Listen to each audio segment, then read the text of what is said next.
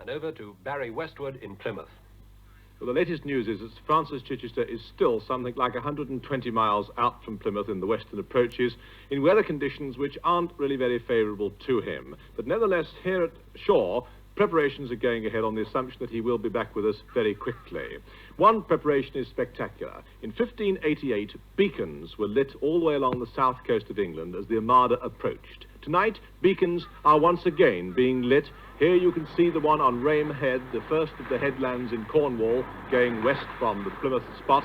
And there you can see on Rame Head this beacon lit to welcome home Sir Francis Chichester. Meanwhile, the beacon glows. Let's go over to Gypsy Moth 4 to see what the latest situation is with the man in whose honour those beacons are being lit. Alongside is Albert V. On board is Richard Lindley. So let's join him now.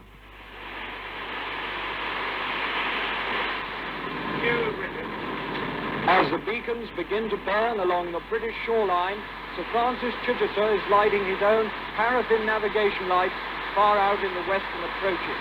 And the English weather has its own welcome for Sir Francis. Violent rain squalls have been heading him, so that although he's been travelling at about 6 knots, he's been heading in the wrong direction. The wind has been in the northeast. And although a moment ago the wind seemed momentarily to be in the southwest, it's gone round to the northeast again, and Sir Francis is still on the same tack. All day we've been here alongside Sir Francis and seen him as he travels steadily onwards.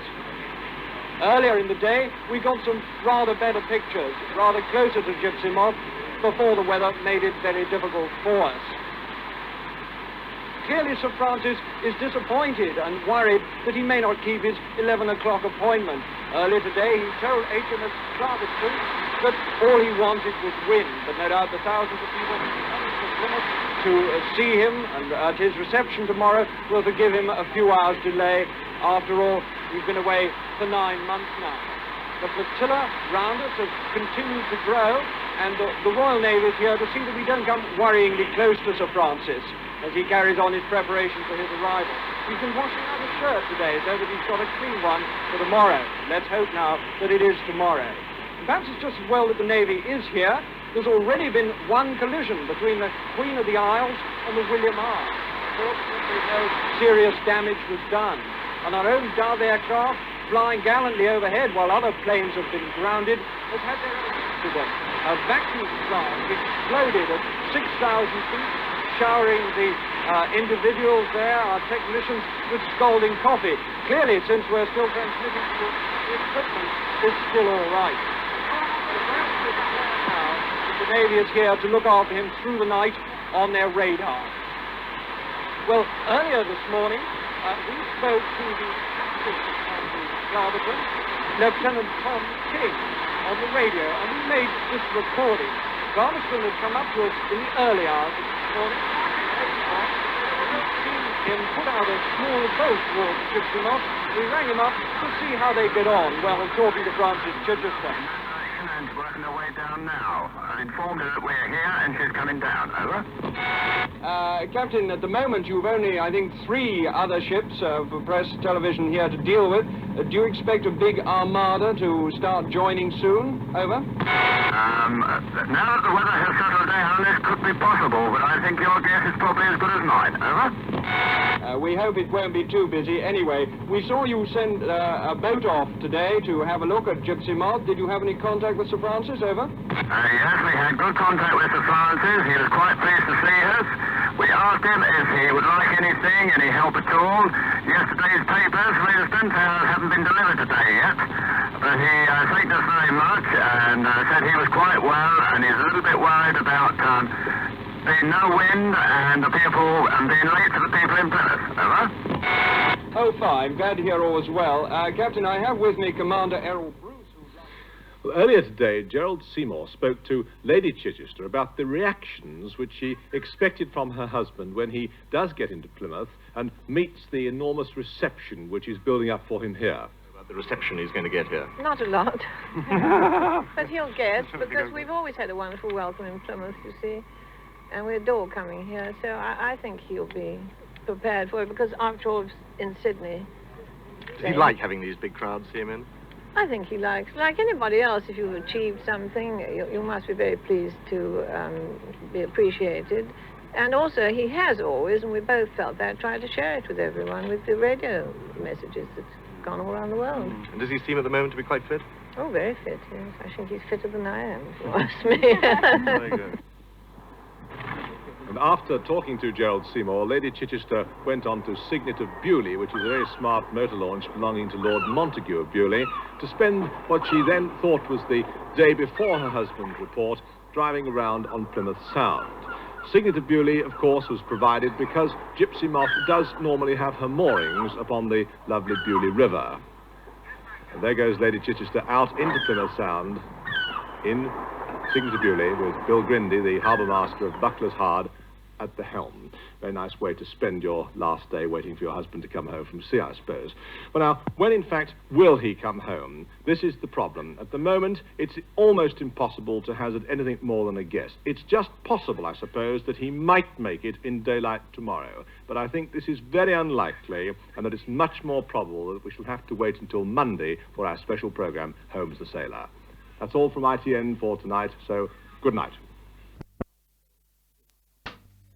Sunday, 28th May 1967. Studio at Plymouth. In just a few minutes, we hope to be bringing you the latest pictures of Gypsy Moth. Gypsy Moth, which at this moment is about 60 miles from Plymouth Hoe, in fact about 20 miles off the Lizard. Behind me, Plymouth Hoe, and in fact, in just a moment or two, we can move out and have a word with John Earl, who's on board the minesweeper, William R. Now, good morning, John. Can you hear me out there? Weather has got really worse after the early calm and the fine sunshine. For about an hour we were in torrential heavy rain, and during this the wind dropped right away. Gypsy Moth was merely wallowing about. First of all she began to move away towards the west and then the south. She could hardly hold her on any course at all. All round us the little fleet has been building up. We were joined on the first day by one ship, then another one, and gradually they built up now into 9 or 10 vessels, all round Gypsy Moth, 2, 3 naval vessels, several press boats, and at this moment a plane is roaring overhead, taking photographs. The Lizard was the first landfall that we sighted, and indeed Sir Francis Chichester sighted. It must have been a tremendous feeling of relief, thankfulness, and the relief of the hours of tension that he must have had coming in towards the land. But it shows the incredible skill of his navigation, that he hit the Lizard bang on the nose. In fact, not the Lizard, but almost on a dead line for the Eddystone Light towards Plymouth. All through the night, he was averaging 5 knots. Coming along well, and he covered this last distance towards the Lizard at fine speed. But then came this frustrating period this morning when the wind was variable, changing and shifting. Gypsy Moth tacked considerably in the night, but later on he was able to hold her again on a steady course. The moment he has all his sails up, as one might expect, the great jib, the staysail and the mainsail, and behind the mizzen. He appears to be still on the self-steering gear that was designed by Colonel Blondie Hasler, holding Gypsy Moth on her steady course towards the Eddystone Light away into the distance. We seem to have lost all sight of the land now. Ahead of us towards Plymouth there's a low, dark bank of clouds. There have been sudden rumbles of thunder and flashes of lightning. But away behind us towards the west the weather looks as if it is improving. There's blue sky and fine fleecy clouds. The sea is a steely blue colour behind us as the 3 little vessels from the Navy come nudging up to make sure that we don't close too close on Gypsy Moth.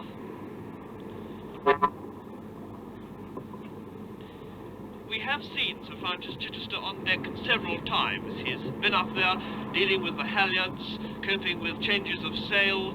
At one stage, in fact still now, he has the long boom out on his jib to hold it out, a whisker pole. The minesweepers have been guarding her almost since the first sighting. Coming in with her, there are 2 of them now, and 1 inshore minesweeper as well. They've had quite a job to do to keep the little flotilla from closing too close on Sir Francis Chichester. When we did see Sir Francis, he certainly was looking fit enough. Even at this distance, you could see that he was brown and very weather-beat, as you might expect after his run-up through the tropics, up through the doldrums of the equator.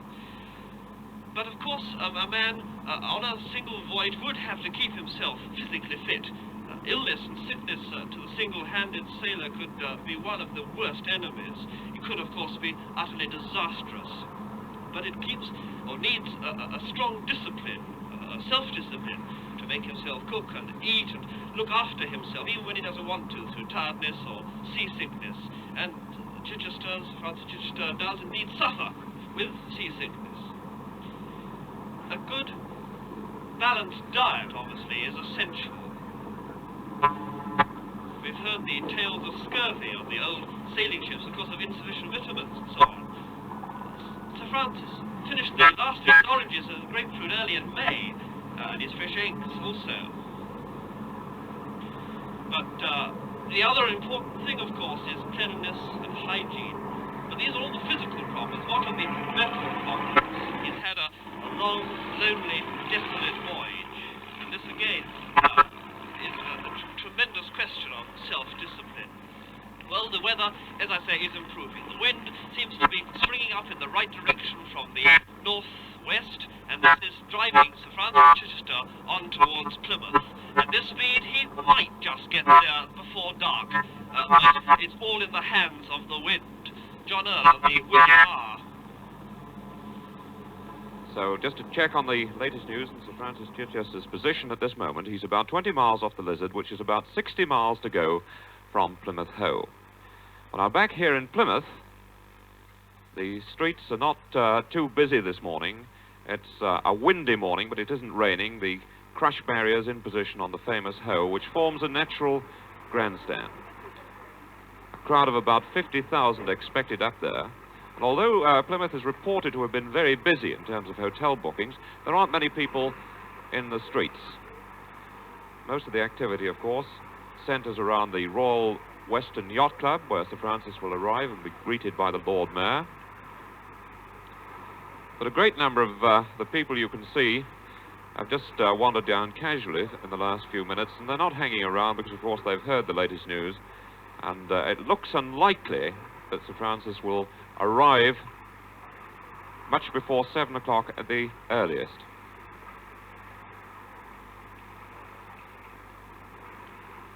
Of course, they haven't had the benefit of our live pictures from William R.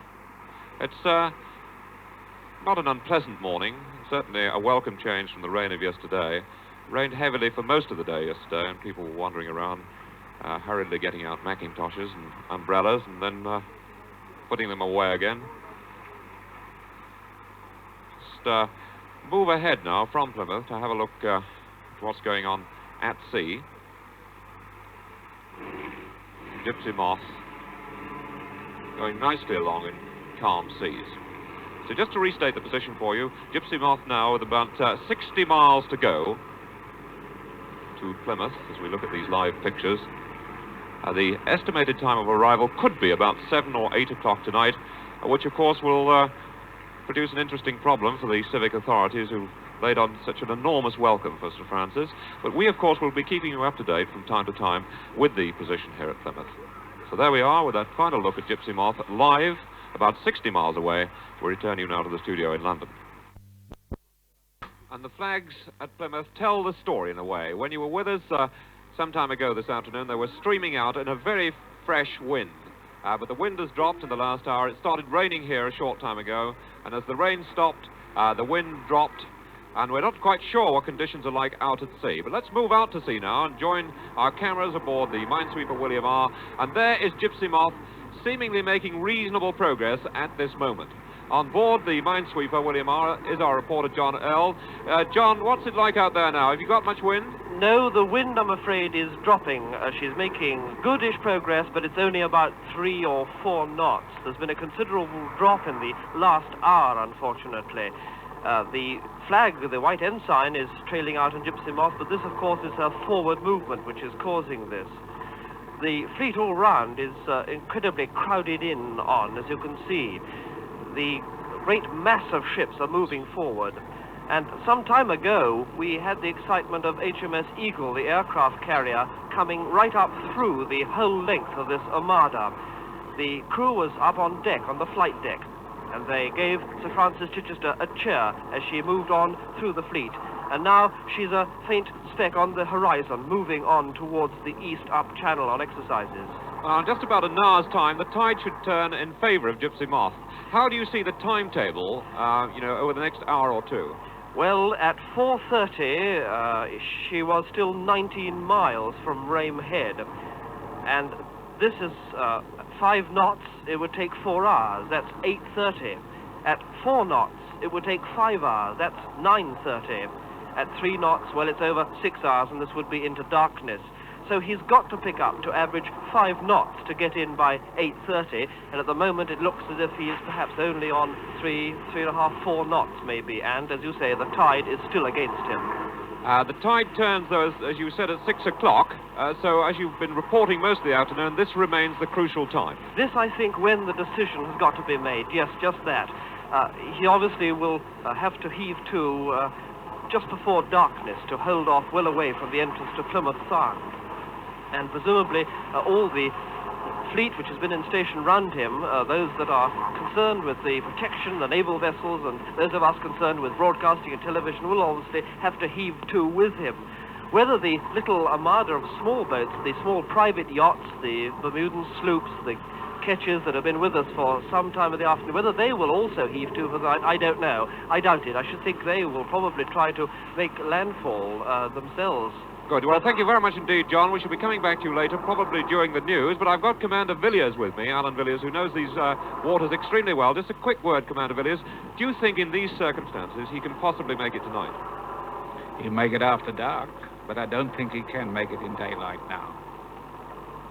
So there we are. That's the latest comment on the position of Gypsy Moth, but we'll be reporting once more in the news just after 6 o'clock.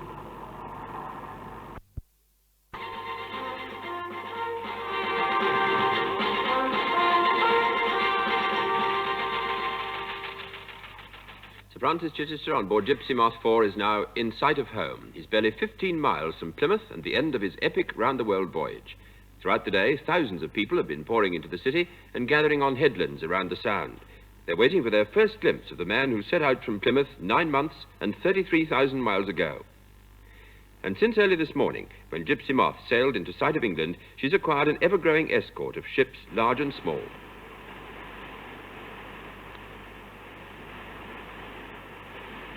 On board one of them, Clifford Luton. So far, so good. But in the coves and harbours just out there, there are hundreds and hundreds of small yachts whose owners are determined to come out here and join their hero in his triumphal homecoming. There's no doubt about it that after 33,000 miles sailing round the world, Sir Francis' safety and well-being will depend in the next few hours on the good sense and discipline of the small boat sailors for whom he's such a great hero. Our 9-ship convoy is led by the minesweeper HMS Clarkston and shepherded by another Royal Naval vessel which swoops about among us with requests for convoy discipline which are firm but polite. The Royal Navy is determined that there will be no repetition of the accident which marred Sir Francis' arrival in Australia last Christmas. But so far, there's no danger. It's only professional seamen and experts who are out here this far off land. At this point, we were hoping to go over to Plymouth for the latest news of Sir Francis's progress from David Coleman, but we can't get through at the moment, I'm afraid. So we'll have a look at some of the pictures taken earlier today by our cameras aboard one of Gypsy Moth's escorts, the William R. Doubts about the time of Sir Francis's arrival in Plymouth grew this morning because the wind dropped. At one stage, Gypsy Moth was making no more than 1 or 2 knots, and there was a suggestion that Sir Francis might not finish the voyage until early tomorrow morning. But this afternoon the wind freshened a little, pushing Gypsy Moth's speed up to about 5 knots. Then, as bright sunshine broke through the dispersing clouds, the crowds on Plymouth Hoe grew bigger. One estimate is that when Sir Francis does arrive, there'll be about 500,000 people to welcome him. The number of boats in the Sound has also been building up. Arrangements have been made for a lifeboat and other safety ships to be on duty in case of accidents.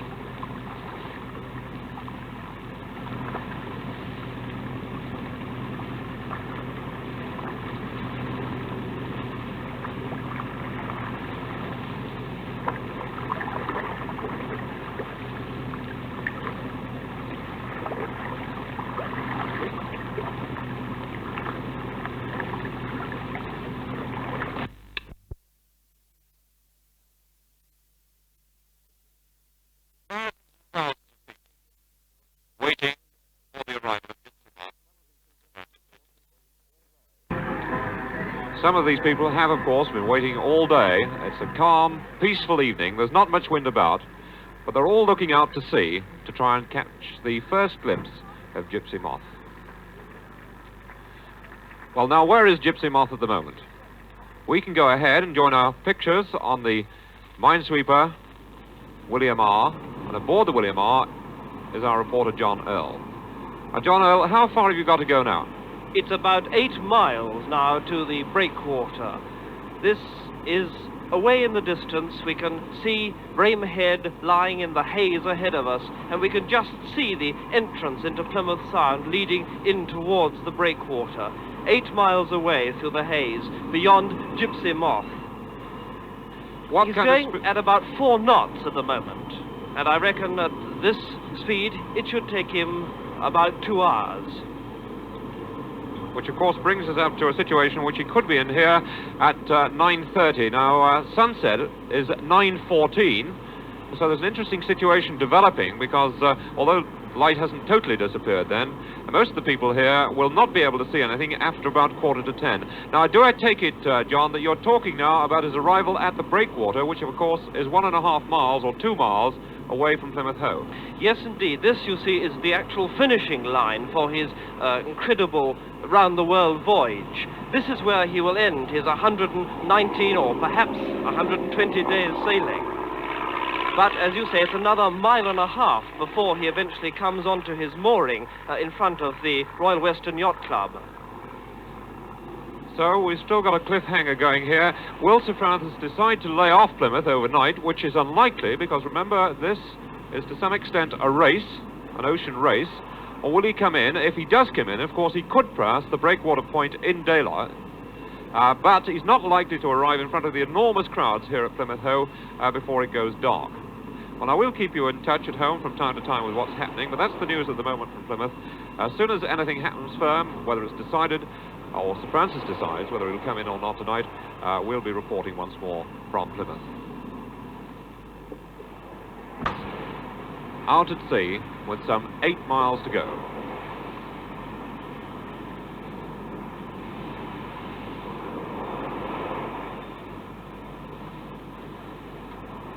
The crowd's still waiting hopefully. Of course, they don't know exactly what the situation is. They've been kept from time to time informed by loudspeaker announcements. But there has been a little difference of opinion from time to time about just how far Sir Francis is away. But the fix you've just had from William R. is a very firm one indeed. So it looks unlikely that he would be at his mooring much before 10 o'clock tonight. But he certainly should be across the breakwater by about 9:30.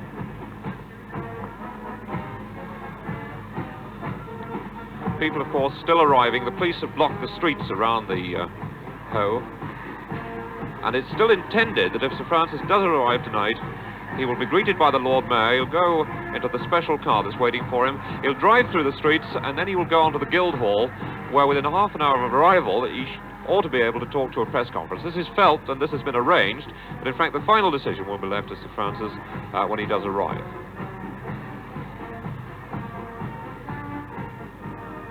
All these people waiting for this lonely man who's been at sea now since January the 29th.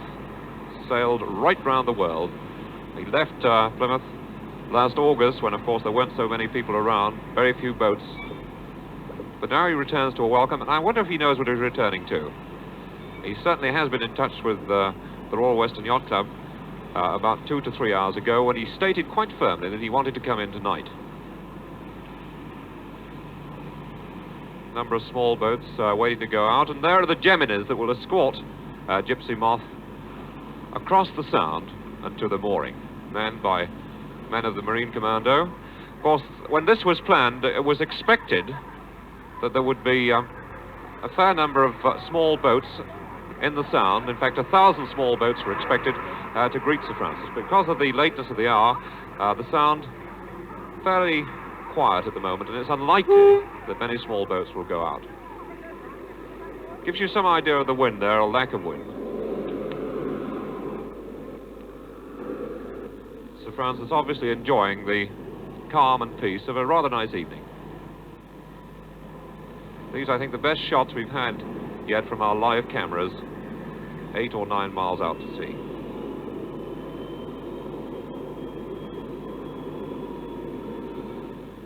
A couple of people working hard in the Sound, but they've got a long way to go if they're going to catch up with him or find him.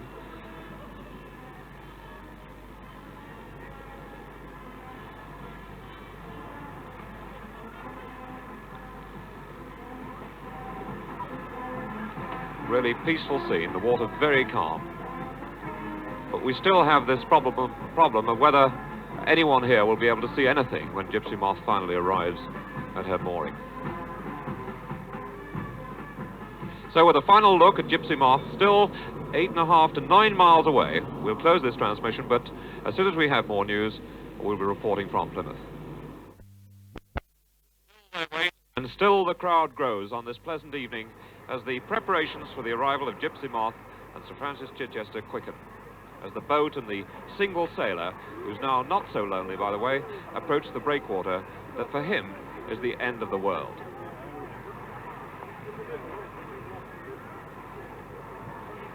Still some miles away from the breakwater, a Gypsy Moth and Sir Francis, escorted now by an enormous armada. It's growing with every minute. And back on the Hoe, they're looking out to sea, but still Gypsy Moth is out of their sight. Drake's Island in the top of the picture. An adventure centre now for young people. At every vantage point in this great city, people have perched, and those crush barriers that have been put specially on the Hoe are serving a very, very useful purpose indeed.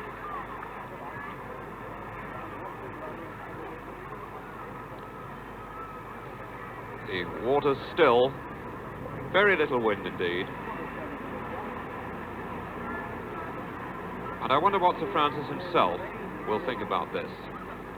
It was only about 3 weeks ago that he was hailed by a ship, and he said, and I quote him, "To my disgust, I found this first contact with people making me tremble." Well, tonight he faces an ordeal as he comes ashore, but in fact we can move ahead now of the crowd at the Plymouth Hoe to have a look at what's going on out at sea.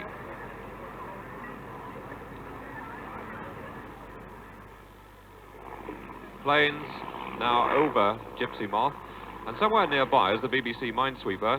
Aboard is our reporter John L. John, how far have you got to go now? At the moment, we're about a mile off Brame Head. It leaves something like about 3 miles, 3.5 miles into the actual breakwater. We have to come round Penley Point. This incredible armada is moving up forward, all clustering round Sir Francis Chichester. At the last count, and it's almost impossible to count, there was something like about 85 ships. And yet, away in the distance, more are coming out to join. There are dinghies, small sailing ships, yawls, motorboats. I wouldn't be at all surprised to see rowing boats even coming out to meet Sir Francis after his incredible voyage. And not only are there all these boats here, but away on Brame Head itself, there are hundreds of people lining the whole crest of the hill down towards the water. They've all obviously come miles to watch this great moment of triumph for Sir Francis Chichester.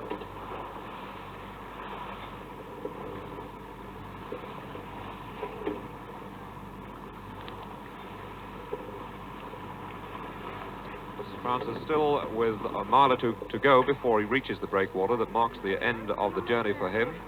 But on the way out to meet him now is the Commander-in-Chief's launch. In fact, Lady Chichester arrived at the Royal Western Yacht Club just a few minutes ago. And here now we can have a look at the scenes as she arrived and went aboard the Commander-in-Chief's launch. Lady Chichester dressed in a red pyjama suit and a black yachting cap, being greeted by members of the Royal Western Yacht Club. Also with her in the background, her son Giles.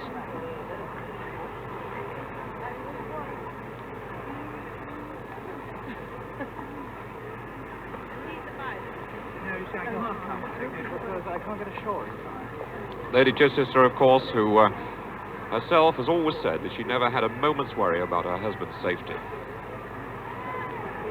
She herself knows what sailing's all about. In fact, she's crossed the Atlantic twice with her husband.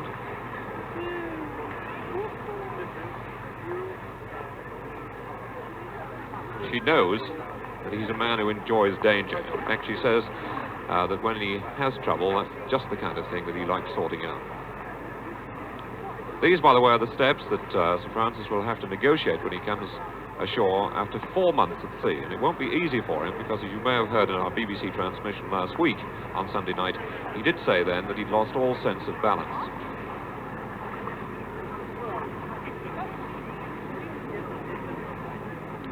The Commander-in-Chief's launch, the Commander-in-Chief Vice Admiral Sir Fitzroy Talbot.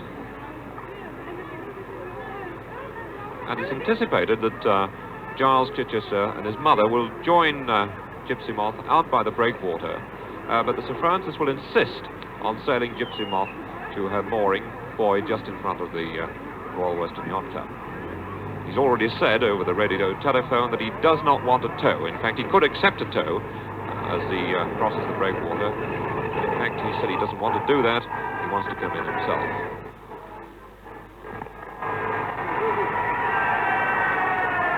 So as Lady Chichester goes on her way towards the breakwater, from the other direction, Gypsy Moth approaches.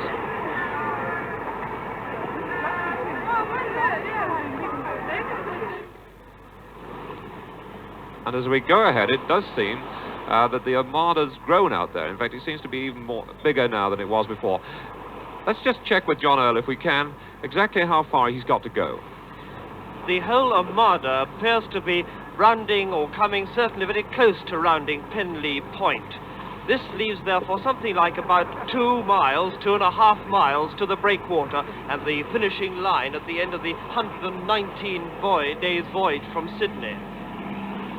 The sun has come out away into the west and is slanting low over the water, lighting up the sails of all these little boats as they twist and turn around Sir Francis Chichester. Ahead of him, we can see the Mewstone off the mouth of the River Yelm. And away round to the left, we're just beginning to catch the first glimpses of the breakwater itself. John, you did say earlier that you thought he'd be crossing the breakwater about 9:30. Does that time still stand? It is just about right, I would say. One again can never tell with the wind at this time of night. It sometimes does drop away, of course, as the sun goes down in the west, and you can't tell, but it can possibly come up again. But the big thing is that now the tide is helping him as well. With all that shipping out there, I mean, big and small, it must be getting a bit dodgy from time to time. What about when it goes dark as you cross the breakwater, which it will do, of course? What kind of safety arrangements are being made now? I think this is going to be a very tricky time for all the little boats out here, particularly the larger ones that are not so manoeuvrable. Quite a few of them may not even be carrying lights, particularly the small rowing boats and launches that are obviously coming out to meet him. and I think a tremendous amount of care and caution will be necessary. They've promised 1,000 boats. Well, it looks to me as if we're getting pretty close to that number now. It must be well over 100 out here, and as I say, more and more boats are streaming out from the Sound towards us. John, we haven't seen Gypsy Moth on this transmission very closely. I wonder, can we have a look at her, or have you been pushed so far away by the small craft that you can't get near? She is, of course, lost right away in this sort of great forest of sails, but in the center of our picture now, I think if our cameras could move a little bit to the left, we could just pick her out. Well, Sir Francis may well have been lonely out there for... Yes, there she is. There is Gypsy Moth, David. You can just pick her up over the top of that little dinghy that is wallowing about in the water. The white ensign is flying there. Granted, Sir Francis Chichester has been granted the right to fly the white ensign because of his tremendous work with navigation, the fact that he is a member of the Royal Yacht Squadron. Good, well, thank you very much indeed, John. While we're looking at that picture, though, sitting beside me is Commander Alan Villiers, who knows these waters well, and also knows Sir Francis well, too. Commander Villiers, what do you think Chichester's thinking about all this lot now? I should think, actually, he's a very happy man at the moment. Of course, he hates crowds, but he was prepared for this. This is the climax of his wonderful voyage, and I must say, I should think that he's absolutely delighted. Well, now, he's got a fairly strong naval escort there, but there is this problem of all these small boats, and it's getting darker and darker with every second.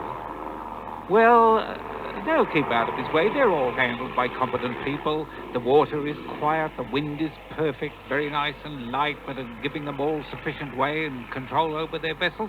They're all right. Have you ever seen anything like what's going on in front of the Plymouth Hoe? I mean, with thousands and thousands of people, they seem to be growing with every second, awaiting his arrival. Oh, yes, well, one has seen things not quite like this. Of course,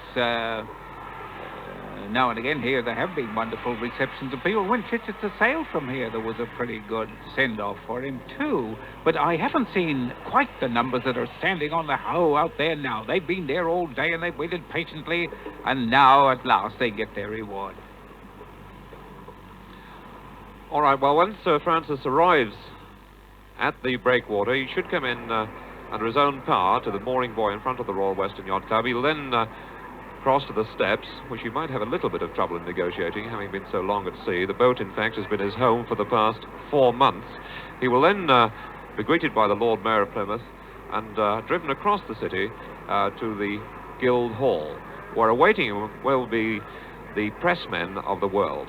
And among them will be our commentator, Tom Salmon. Well, here at the Guild Hall, this ornate and lovely building which contrasts to the modern office blocks about it, we're waiting to cover the press conference that was scheduled at Sir Francis's own request to take place immediately after his arrival.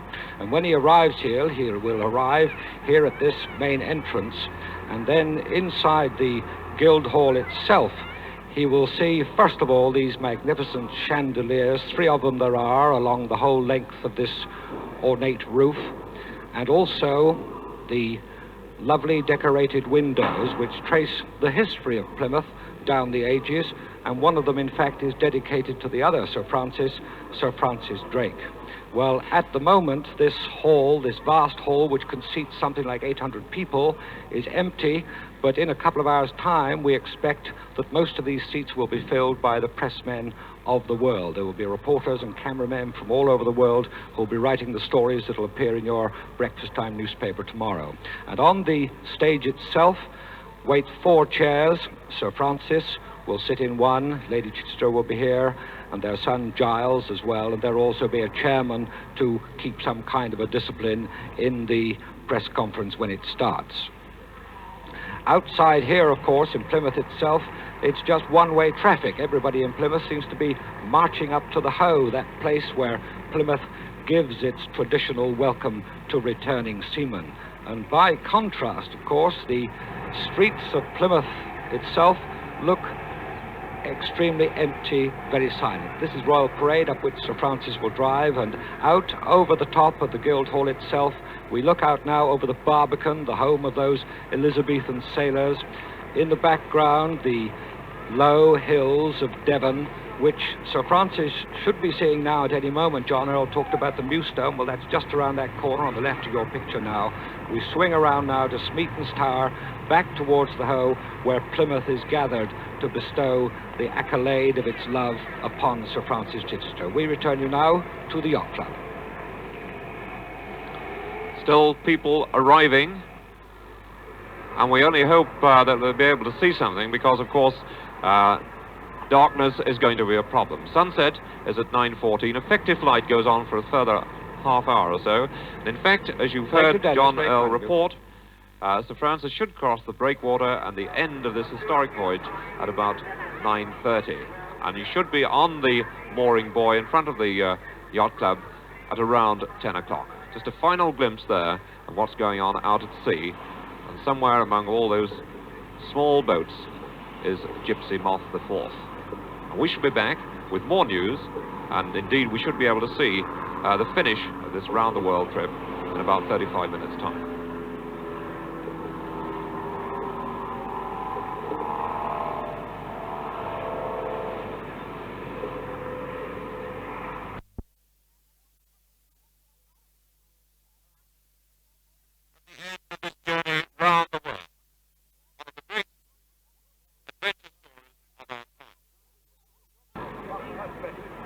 Sir Francis, with not very far to go before he passes the breakwater and the yacht Nanise, and you'll hear a gun fired, and that marks the official end of this journey of about 30,000 miles that started way back last August.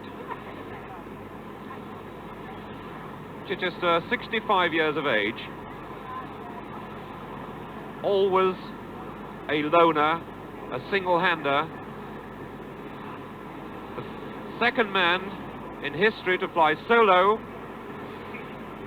from England to Australia, and now the first man to sail around the world single-handed in a period of about 9 months. Well, now we can go out to join our commentator on the minesweeper William R., John Earl. Out here, there's an incredible mass of boats. Sirens are sounding, people are cheering and waving, and here is Sir Francis Chichester is now actually crossing the line, coming past the lighthouse at the end of the breakwater at Plymouth Sound.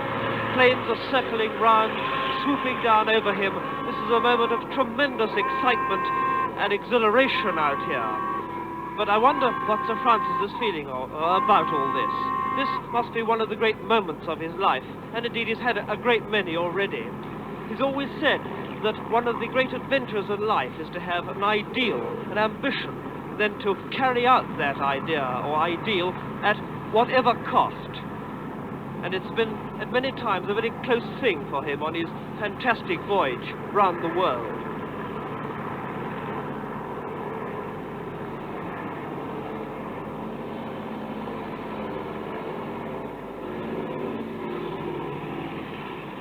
Now there's only about a mile and a half now before Sir Francis Chichester sails himself, not going to take a tow, but sails himself in towards his mooring at the Royal Western Yacht Club.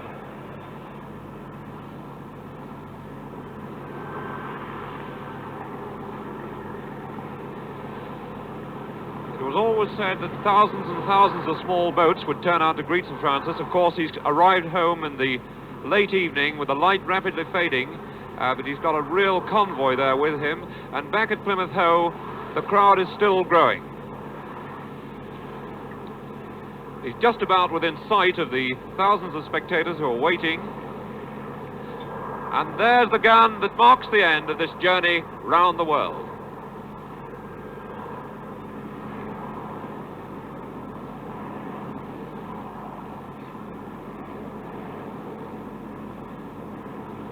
Francis, who didn't see a human being for more than 3 months, now is not short of company. Well, now, watching this transmission with me is Commander Alan Villiers, and it has been said that Sir Francis will not accept a tow, as he's entitled to, into his mooring in front of the Royal Western Yacht Club. And we'll just have this manoeuvre that's taking place now explained for us by Commander Villiers. At first I thought he was coming into the wind to take the way off his ketch and allow Lady Chichester and Giles to come aboard. But I'm not sure now that he isn't going back to Australia. I don't quite know what he's doing. He's going out to sea again by the looks of things. Maybe he doesn't like the look of all that great flotilla in front of him and the tremendous cheer that went up from Plymouth Hoe. And surely he must be manoeuvring to get his wife and son aboard. Well, the William R. is not so far away, so quite apart from the pictures we can see, John Earl can physically see what's going on. What's happening, John? Well, it's very hard to tell. Suddenly, for no reason at all, Gypsy Moth swung right round, and indeed, as Alan Villiers said, he looks as if he's heading straight back out into the channel and do the whole journey again. His jib and his staysail, of course, have come across his mainmast there. His seems to have been a bit of a trouble with his sails there. There seems to be quite a bit of confusion in the fleet. There are boats turning and twisting and moving round, some going back on their course, some going on. All is movement across the water here. It really is quite fantastic. It seems impossible that some of these boats can miss each other. There surely must be collisions with all this incredible rabble going on. I see the escorting Gemini craft with the Royal Marine Commando aboard are alongside there. Are they circling round? And we can't quite see for the small ships. As far as I can see, the Germans are trying to work their way in towards the Gypsy Moth, and also I can see the escort boats, the naval cutters that were going to do the escort work, the naval barges that are going to form round him and escort him in. I had a feeling then, John, that we saw the C&C's launch go through, and of course Giles Chichester and Lady Chichester are aboard. They're going out obviously in the same direction, out towards sea. Can you see what's happening with them? As far as we can tell, Gypsy Moth is now heeling away, and it's very difficult to tell. There's a mass of sail and movement between us. The naval barges are trying to get up alongside. I can see the one with I think the Commander-in-Chief, pulling up astern of Gypsy Moth.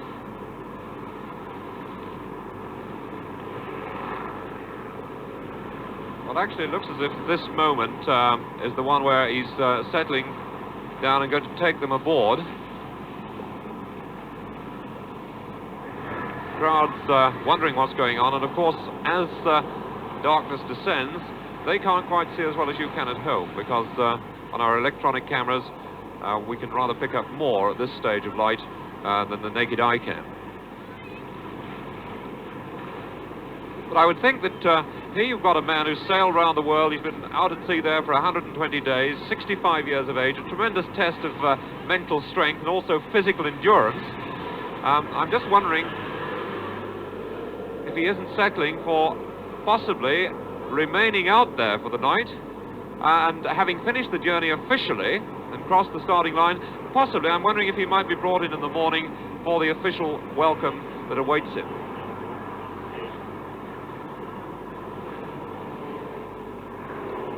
Curious people on Plymouth Hoe wondering what's happening.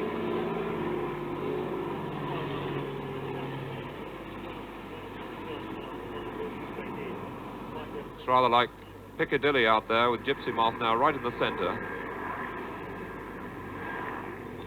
And seems to have a fair amount of clear water on the big zoom lens that we use on the William R. Minesweeper.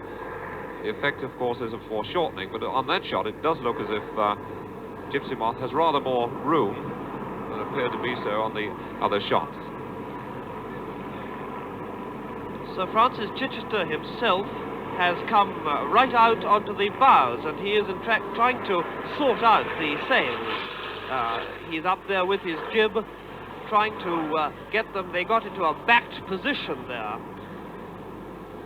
and one of the Germanys has gone right up alongside. And indeed, there does seem to be quite a bit of clear water around him. And now the whole procession seems to be taking up its position. Indeed, he went over the finishing line, and now he came away back ready to form up into the procession with the naval barges and the Germanys round him, and the cutters that are going to lead him in. And once again, now Gypsy Moth is picking up way. She's beginning to sail in.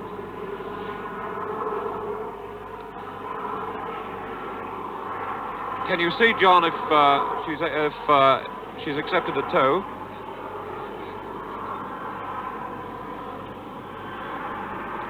Actually, obviously, for the moment, we've just lost contact with William Marr, but Commander Villiers has been watching that maneuver with a great deal of interest. I would think at the end of a long journey like this, 120 days at sea, that was a tricky maneuver, wasn't it? Yes. I should think it was alarming. After all, to come in and pick up his wife and son from CNC's launch while underway, and the breeze is freshening a bit, and the tide picks you up there, and those great big buoys are right in your way, and hundreds of vessels in the way as well.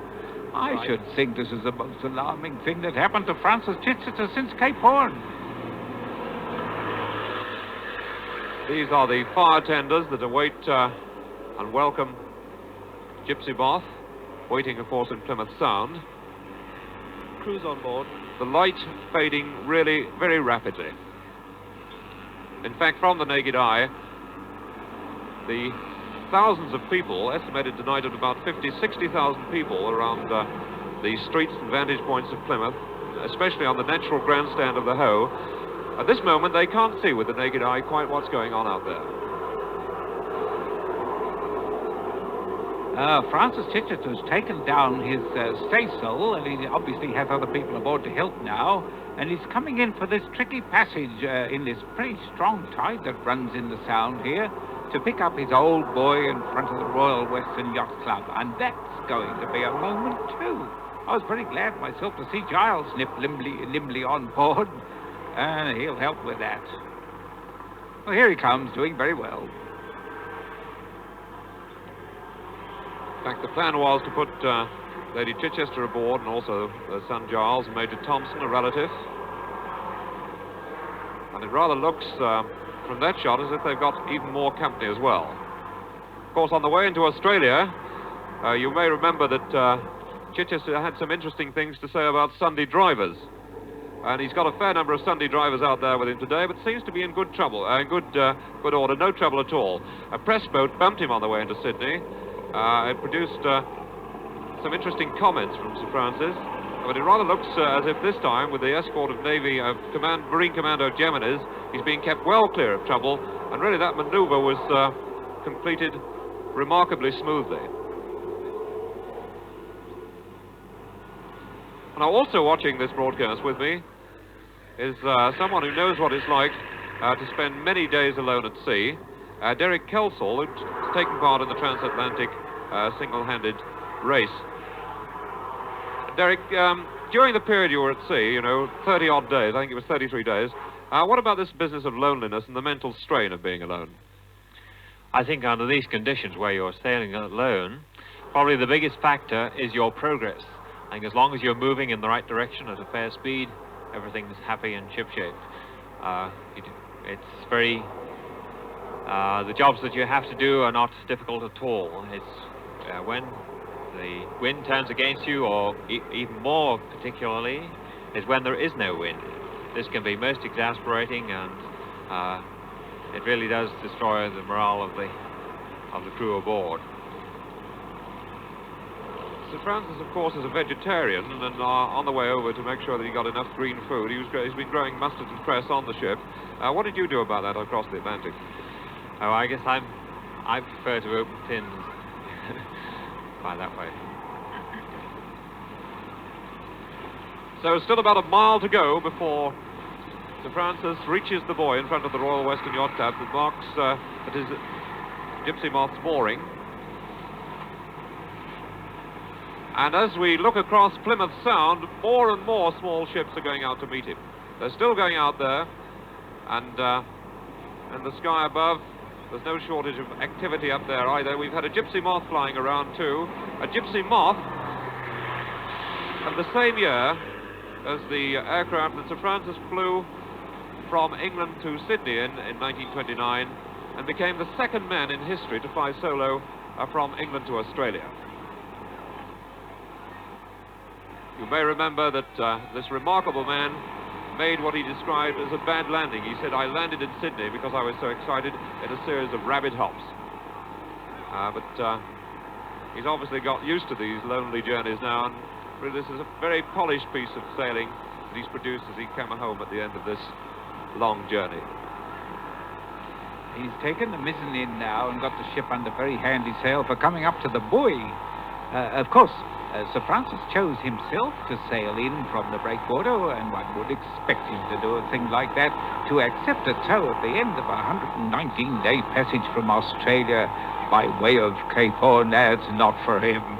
Here he comes, bounding in, lively, in a jam of yachts and all sorts of vessels. Really, this is a magnificent thing that he's done, to sail from Australia when so many people, including myself, implored him not to, because we knew it was really a bit much for a 65-year-old chap to take on. And when we saw him arrive in Australia in such a condition, worn down and obviously almost at the end of his tether, I was really worried. Here he is. He sailed. He got past the Horn. He came that 15,000 miles. He's come to Plymouth breakwater, and he's sailing on still to pick up this difficult boy in front of the Royal Western Yacht Club now. Sir Francis, of course, after a very difficult journey out, and he criticised the boat, Gypsy Moth, the design of the boat when he arrived out there, obviously had modifications made in Australia that have made a great deal of difference to the sailing of Gypsy Moth on the way home. And you may remember that he arrived in Australia in not very good physical condition. He had a very bad last 1,000 miles. The Hasler self-steering equipment broke down, and at one stage it rather looked as if he might have to abandon the attempt to get to Sydney. He set out, of course, along the old clipper routes to do the journey in 100 days, and might well have done it if it hadn't been for the breakdown of the Hasler steering equipment. He was in such bad shape at that moment that he decided, after examining the equipment, that he would have to abandon the whole trip. And to quote him, he said, "I set off for Fremantle, and as I got there and thought about putting into port, it stuck in my gullet. I couldn't do it. I had another look at the equipment, decided I'd try and put it right, and the lash-up that I produced actually worked." Obviously, Commander Villiers, this chap, apart from the physical endurance involved, the mental strain, he's a practical man, and he must have had to be in many ways to live for so long at sea by himself. Oh, indeed, and of course he practically, he designed this vessel, or at least laid down the specifications of what he wanted, and he gave himself an awful handicap, because this is a big racing yacht. Here comes the mainsail in. Interesting there, looking at that shot, it's Sir Francis Chichester doing what he must have longed to do for a very long time indeed, watching someone else do the work. He's sitting down there, and I think Lady Chichester alongside him, watching the sails brought down. He obviously must be very, very tired indeed. But it's astonishing to think that just about a week ago, when he got elbow trouble, he got a bad abscess on an elbow, in a 35-knot wind and rough seas, because he got some sail trouble, he actually, at the age of 65, attempted to shin that mainmast to sort it out. He didn't manage to do it. He got part way up and he got cramp in the instep.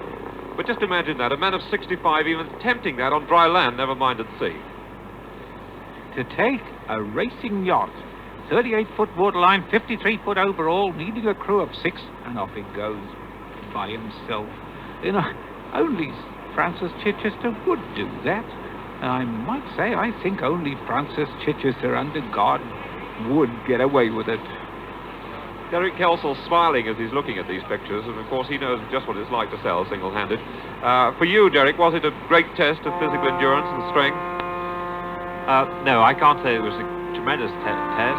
We were lucky in that particular race that we did have fairly good weather. And I was sailing a totally different type of vessel. And of course, I'm a good deal younger. I would be very proud to be able to say I could do it at his age. Well, Gypsy Moth now well within sight of the Royal Western Yacht Club, where the Lord Mayor of Plymouth is just arriving. He will be the first person to greet Sir Francis as he steps on dry land. Lord Mayor, Alderman Frank Chapman, accompanied by the Lady Mayoress.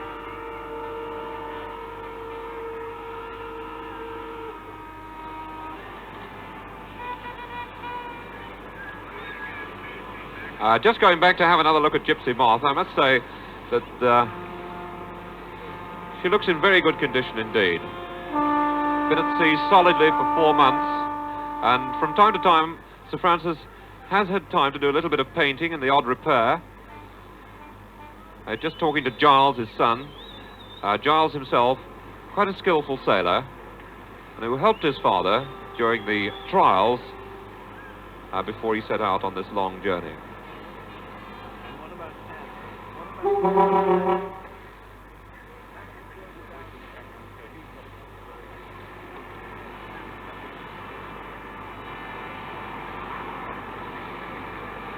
Gypsy Moth now getting very close indeed to the mooring.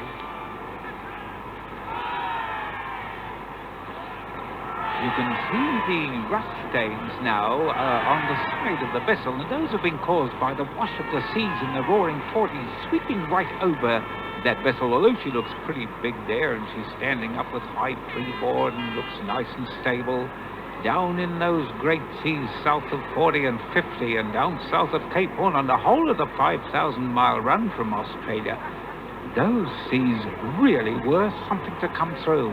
And it speaks a lot, not just for the wonderful skill and endurance and determination of Francis Chichester, but also for the builders of the yacht and for the designers and everybody connected.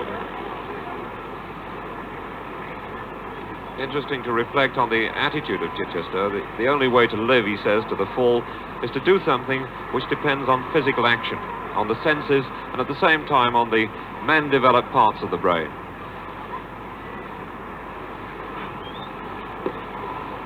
All sail in now. And not very far to go before he reaches that mooring buoy. Possibly about 400 or 500 yards.